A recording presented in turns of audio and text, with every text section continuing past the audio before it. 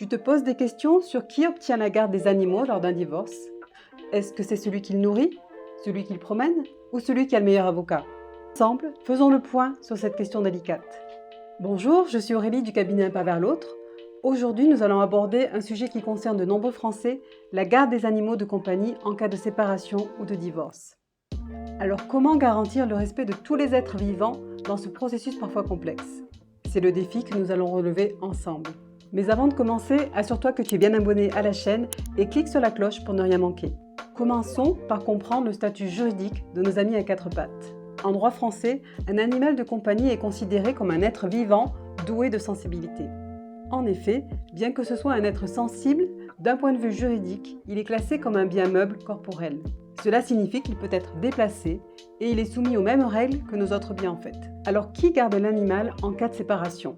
En fait, cela dépend du statut juridique du couple et de qui a acquis l'animal. Si l'animal a été acheté pendant le mariage, il appartient aux deux membres du couple. Ils peuvent décider ensemble de qui va garder l'animal ou opter pour une garde alternée. Par contre, si l'animal appartenait à l'un des membres du couple avant le mariage, celui-ci conserve la propriété et la garde exclusive. Mais comment ce processus se déroule-t-il alors? C'est ce que nous allons voir ensemble. Mais alors, est-ce que notre cher Kimi peut vivre une semaine chez papa ou une semaine chez maman? La réponse est oui.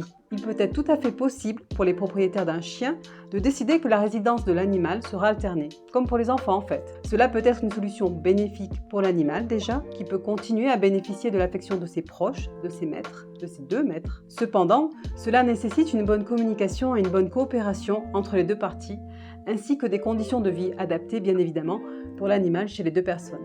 Et les enfants dans tout cela? Oui, tu as raison si tu es en train de te dire qu'il y a de nombreuses similitudes avec ce qui peut se faire avec les enfants. D'ailleurs, en parlant des enfants, il est essentiel de ne pas négliger l'impact émotionnel qu'une séparation peut avoir sur les enfants, et cela inclut notamment leur relation avec leurs animaux de compagnie.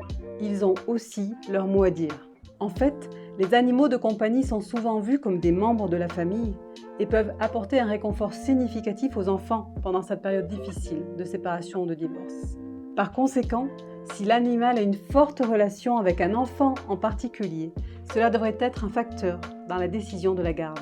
Un arrangement de garde partagée peut être bénéfique non seulement pour l'animal, mais aussi pour l'enfant, car cela peut aider à maintenir une certaine stabilité et des repères au quotidien. Et c'est hyper essentiel. Attention alors à ne pas dire les enfants chez l'un et les animaux chez l'autre, avec inversion, car ces derniers ne se verraient plus suffisamment par exemple, et ce serait un réel problème. Alors qu'est-ce qui se passe si on ne s'entend pas sur la garde de l'animal? C'est là que le JAF, juge aux affaires familiales, entre en jeu.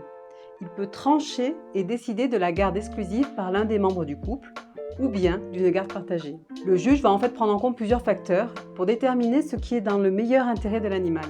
Les conditions de vie, le temps consacré à l'animal et même la situation financière des deux parties du couple. Mais alors, comment on saisit le JAF concrètement? Si tu envisages de faire appel à un JAF, sache que tu dois d'abord faire le maximum pour essayer de trouver une solution à l'amiable en amont. Si cela échoue, tu peux saisir le juge par assignation ou par requête conjointe. Le juge compétent sera celui du lieu de résidence de l'un ou de l'autre membre du couple. C'est tout pour aujourd'hui. J'espère que cette vidéo t'a éclairé sur la question de la garde des animaux en cas de séparation ou de divorce. Pose-moi tes questions en commentaire ou n'hésite pas à me proposer des sujets qui t'intéressent.